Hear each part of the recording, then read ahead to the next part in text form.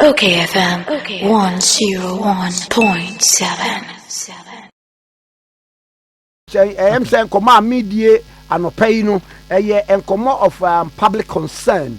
Na mamenhwɛ said the city honorable Ekow Assafuah wɔyɛ mmeranimuni na wɔyɛ MP for Tafo constituency ɛyɛ Kumasi Ashanti region.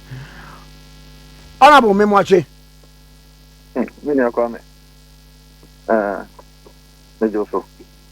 Personal hot say. Me hu ye pa. Anɔpɛ me some kasa an was afakyɛ me.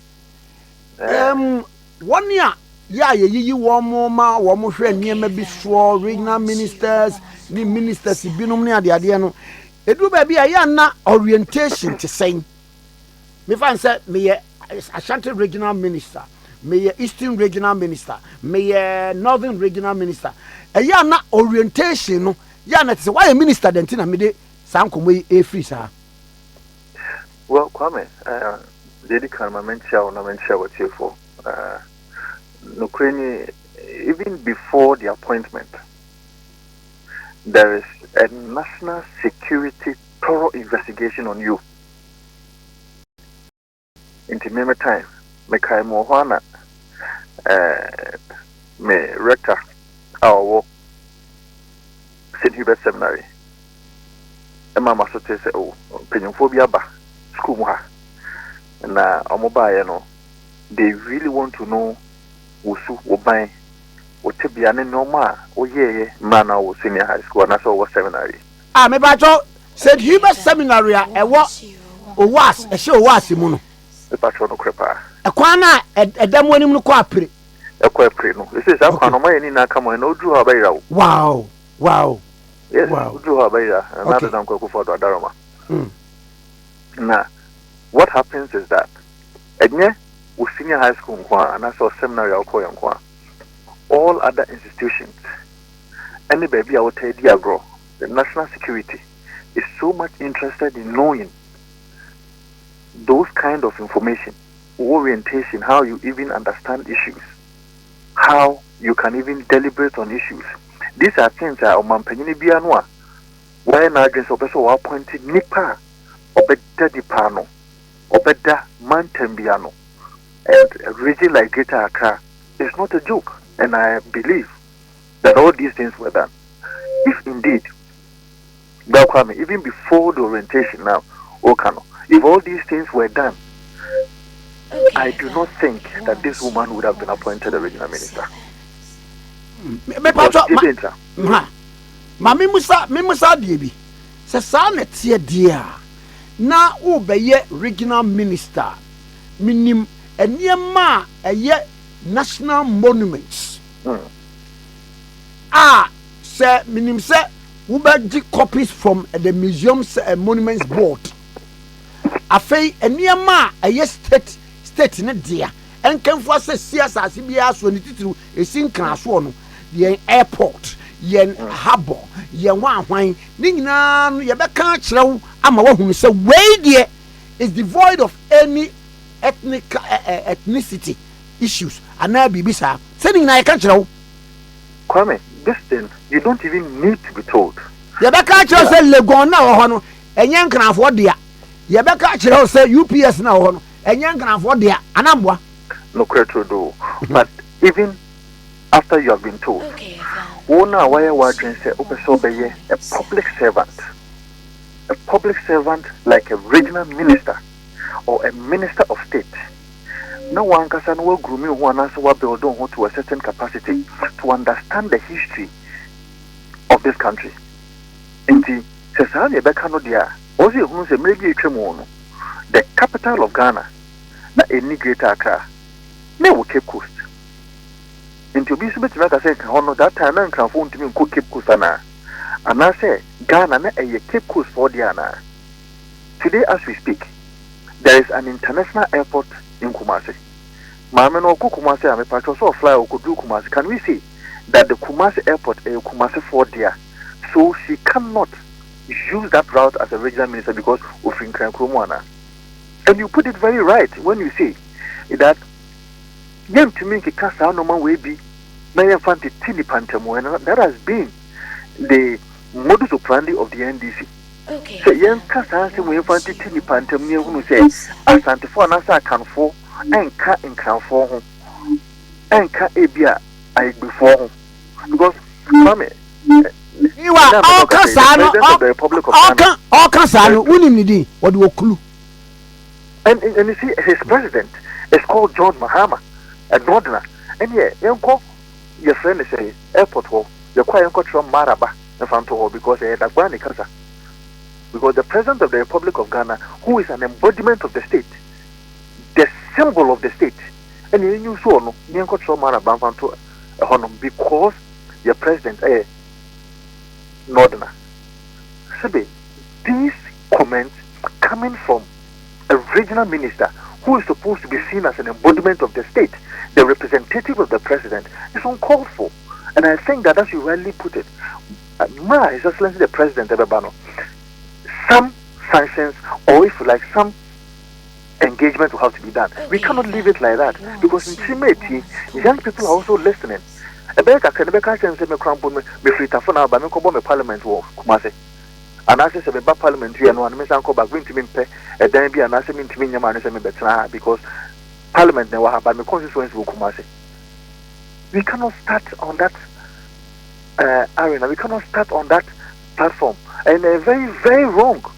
Said the regional minister will make such a comment. As you rightly put it, I do not think that this is something that should be coming from a regional minister. And I think that upon sober reflection, although say really one can say, and say, who say, Gamanche, or say, Asante Mem, one, Otumfo, and you could see the brotherly love, the kind of engagement, even though I was not there, but you could see the kind of engagement or more. You could see that you want to bring about some amount of unity.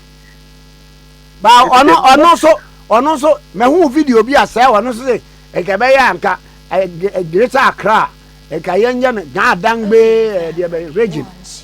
Emma Wakasano, the then president, Nana Danko Kufuadu Krasi, and you know, all 2 minutes, obet me a canside, your mind and it was said to me. Meanwhile, can, what away? My memoir, dear, where they are meeting common ba. Canibiano, Gamanche Biani, and so the near Mugi. What the knee Adamalache, what the knee something. Unkwa baya, would your opera buffudin, would the ken. And I too do so. Media may come, meet some banana can make out. Oh, baya, king need your own pay. I then a guard, need your own pay. I think Mammy Samoa dear Bakubium. Senka, who's are we a garment? Say, Ufa, one would do on my wa, where's the man come, where's the man show yas it. And that gar unity, no, I don't know, foster Sardian. No, I think that's a fair point, and to make sure say there's so much amount of peace. In fact, for all these years, I remember Robert Tran crying. Me who da see a bedi homo festival and the people will say. I have never ever experienced it. So that means that at the basic level, at the level of almost traditional authorities, there's a huge problem to the extent that one of the chiefs, Sadi we see or Oman Joe baby, was making an allegation, said, you see, on no life and Uncomoba so the Uncomoba poor no mum ne.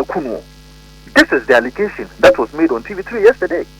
So that means that if it is anything to go by, there is a huge problem that not even the government alone should be interested. The presidency, the Ministry of Chieftains in should be interested. Some amount of investigations will go into it. The Ghana Police Service should also be interested to make sure say, hey, so that's one of make allegations say, Ade we see nipa be and na na say enum ye ku omo or hene make allegations or no kwam mum na now ye area dey yepe. We cannot allow these things to fester underground in the region because I get that. Say Masadi and Koswa, you might even end up having a coup d'etat, and I don't think that this is what we want. We want John Dramani Mahama to enjoy his presidency 4 years now, Edruno, or enjoy, so that we can have a stable democracy where it is bringing about some amount of development. Politicians and I say the political actors in there are also making sure they don't so we have a problem at hand. It's not even just about government. The presidency or if like the government should also be interested in what is happening, because this has never happened in the history of this country. See, at least me bank crying for the past 15 years. And so, if this is what is going on, we should find a way to be able to debate in the back to the year come. Minim say, Nancy Crown, there were issues we said, Kotokano Cradina was one, Yen free one. But we later learned to say, Sanya Manina a gazette. Well, yes, Shamra, Yashamra, the atom one, the year crying easy, wouldn't mean cassette, require Makoy Sambod, Nikake. Absolutely, Kwame. So the incident to Kotokano was because it is believed that he died there. Never. I never see. Aha. So the panel war, no people so be on pen. Now we are a country that believes in honoring our heroes, honoring our brilliant. That means that we have every responsibility to protect it. Remember, Oko across the globe, airline Bia and I said. Any international community BIA Accra, they do it Kotoka International Airport. This has become known across the globe. Changing it means that it is going to make it difficult for people to even identify with it. To take some amount of time. Now, everybody also associates him or herself with that name. Kotokano, Sebi or MPP or NDC name. No, yes, our kind of politics we need being free. So, Kotoka, obey now from the or mine one. Yes, absolutely so. If he did, then there's every opportunity to be able to honor him. Let's leave it.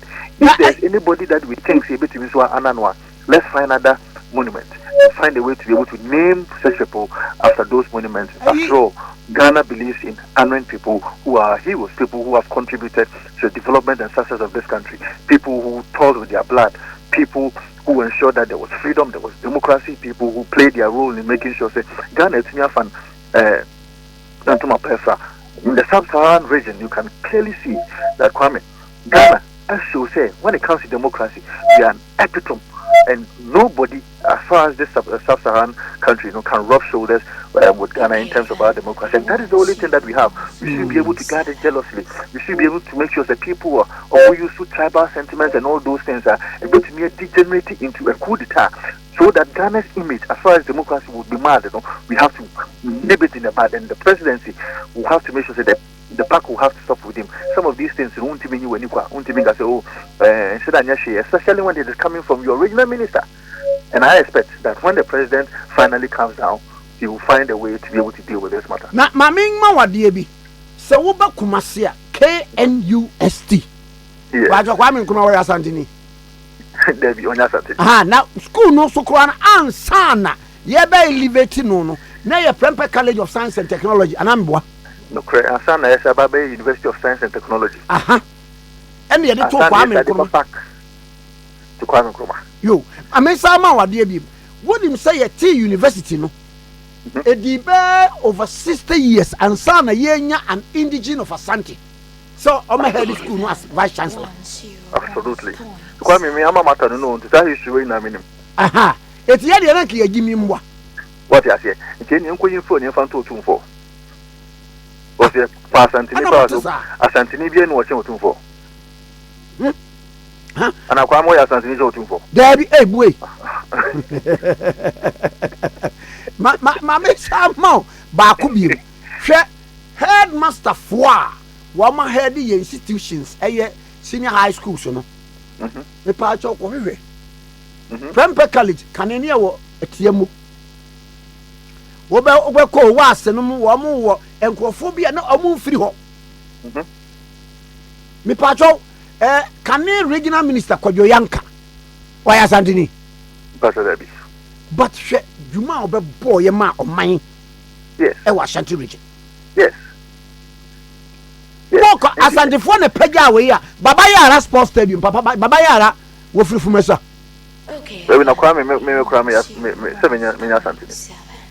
Minimum that And then otu for humia the kind of engagement or niminya the kind of energy papa no see me if I sometimes a coincidence in the question say and me know to for personal relation to the view but if you humia na nyati humia tafuboni tafu brante but he has been told that I'm a fancy but he is welcoming everybody in his region. In fact, on one kasa na yasi pay. Look at the kind of zongo ebenho. Or no matna for so long a time without any hesitation, without any problem. Emra, tafuhine. We the men ka obi ayawo.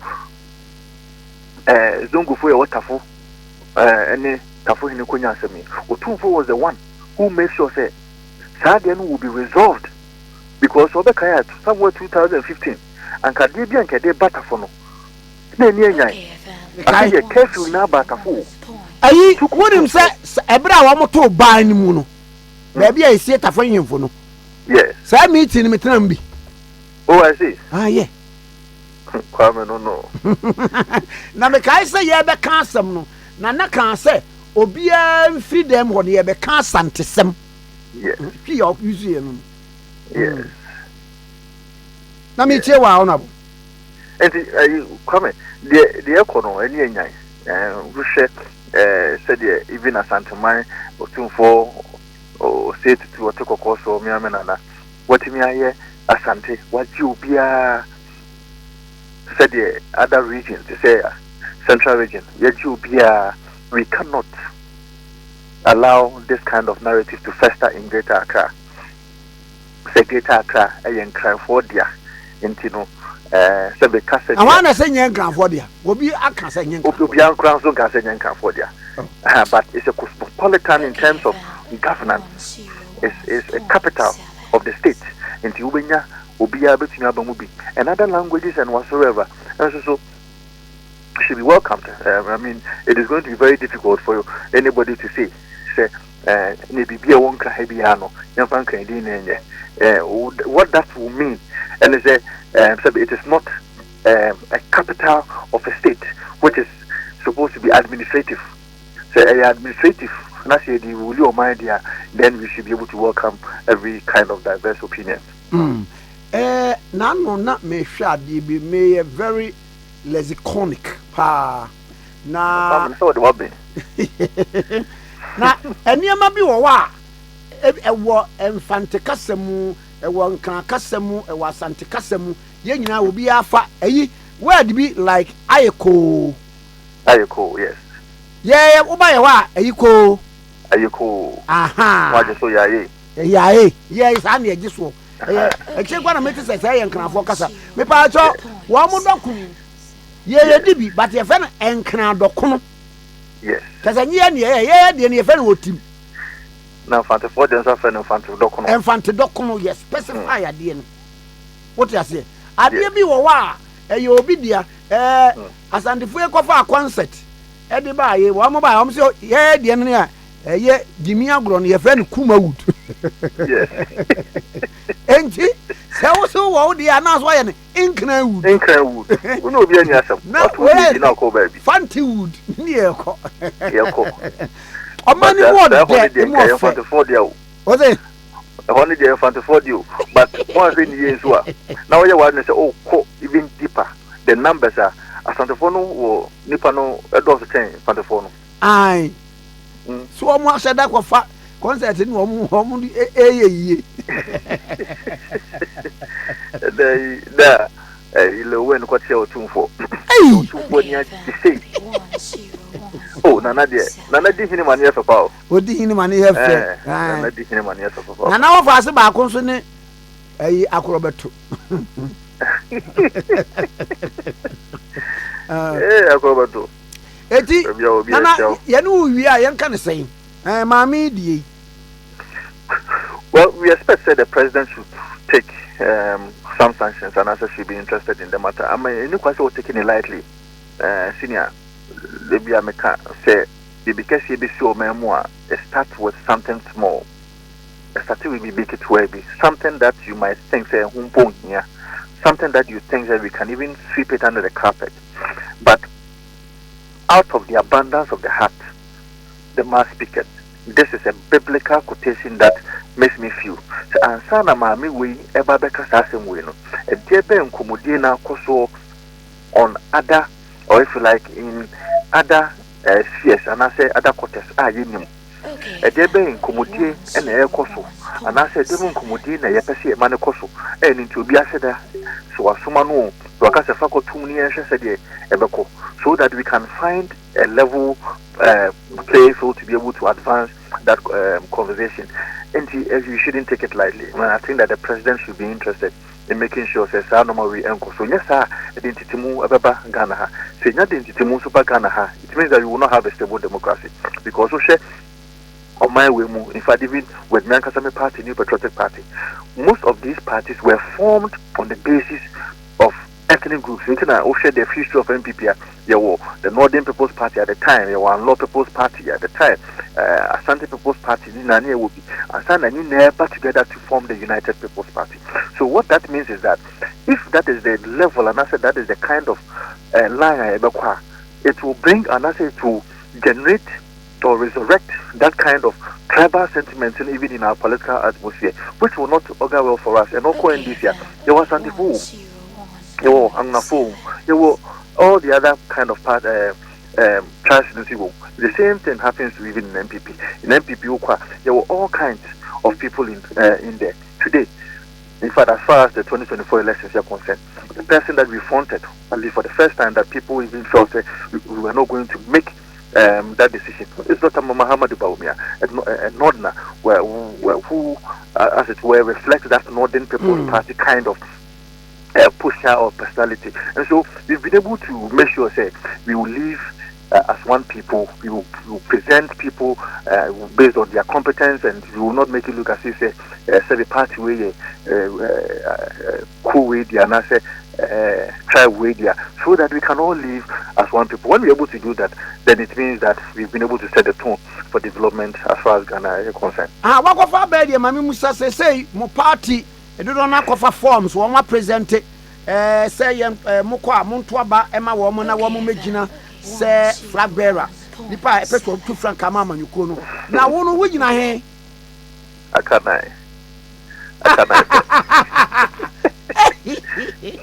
Now, Kwame, me no Obia, what did my man so much beyond the Bahun there? Maybe as I said, with it. Who was I mean, I wouldn't be a Megina. Oh, time I said 2013, 2014 was TV3 late night news. Me once me na Fatia Bubaka, former information minister. FSO, second lady person who opposite corner a honor message be real politics. And the second lady Koya Juma as the personal assistant. Right after my interview on late night news, second lady now you're the personal assistant. Pastor Trudeau. Wow. From 2014 to 2017. That time, me NASPA president. The National Service President. Me me interview and your friend me say Avanti Abra. Na on second lady me Juma. So I served here from 2014 to 2017 until say yeah we need power. And now we need we as na Jamaica Ministry of Education. Indeed, we share how I started my politics now. It's going to be very difficult to say that I'm not going to support that. It's a belief that I have. I'm part of that family. I believe that they can make a good leader for this country. And so I have no doubt in my mind that about 90% of us will support Akanaipe. Akanaipe. Now, Mami Musa, when Muna and I know me who video be Honorable Dr. Brian Champon. Can say, yes, be what to salvos against in Crawford be on no mujinano. Nemum election be near 2 years. Ye need a vote no. You see what previous election and that's what current election. And the Akana no is neither here nor there. And was I can be able to say, what share retrospect in retrospect no. More Casano, Mulusu bear 7 regions.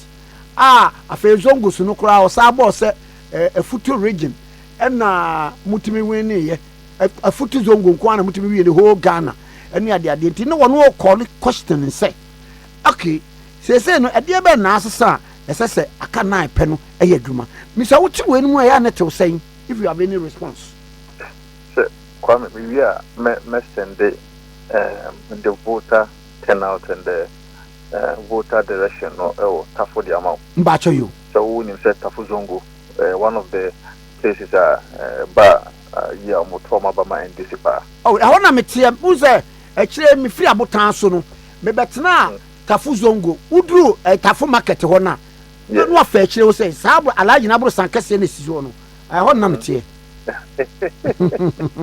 kwame hey don't tell me so mabusi afie tafo zongo ho ne wo wow bo akamodu bo anyene no oh okay so na president ko fon so chi free o wow kotia president ko fon maybe me drew us hey tafo na ni say me chi free bo anyene there because o free tafo zongo ho no ma o fo bo anyene so na ho na bo anyene so no ah so chi free yeah but o share the voter turnout na o it will tell you and suggest to you that even though we did not win the zongo but our votes appreciated in terms of percentage wise Zongo.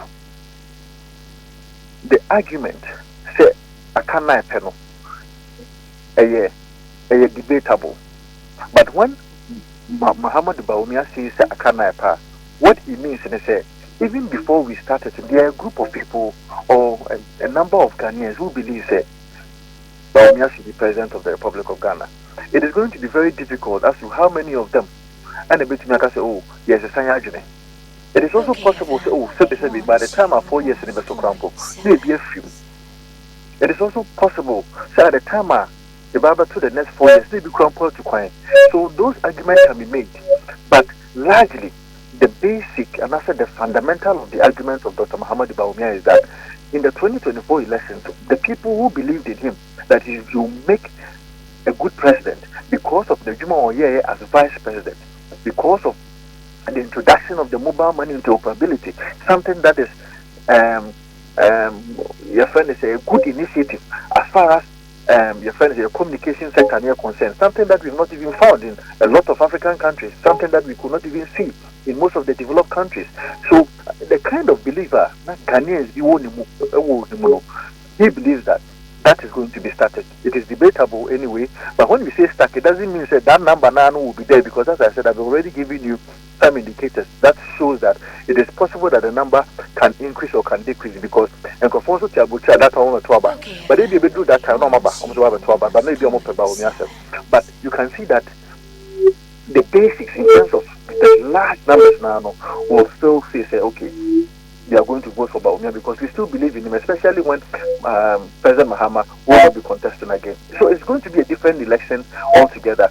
But I believe that the people of Ghana will give Dr. Muhammad Bawumia this time for sounding victory. No baby on my Ghana. Mira Mamena was no pain. Basically, say Honorable Ekow Vincent Assafuah, MP for Tafo. Na oye Oko St. Hubert. Ewo seminary ewo Kumasi na osan eyemrani mu ni ye ne no atwetwe nkobo obabi yensom na St. Hubert no so what din pe okayfm 101.7